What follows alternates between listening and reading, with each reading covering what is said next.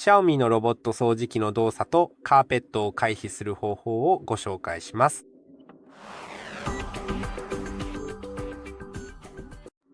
もしカーペットを避けたい場合は、右上の3つの点をクリックし、次に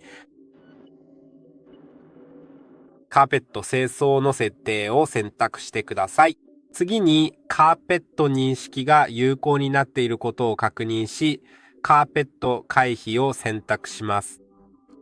これでカーペットは避けられますが、カーペット自体が、このようにカーペットは避けられますが、掃除機はカーペットの上には行きません。カーペットは完全に回避します。その周囲のみを掃除します。参考になれば嬉しいです。高評価と登録をお願いします。ではまた次回の動画で。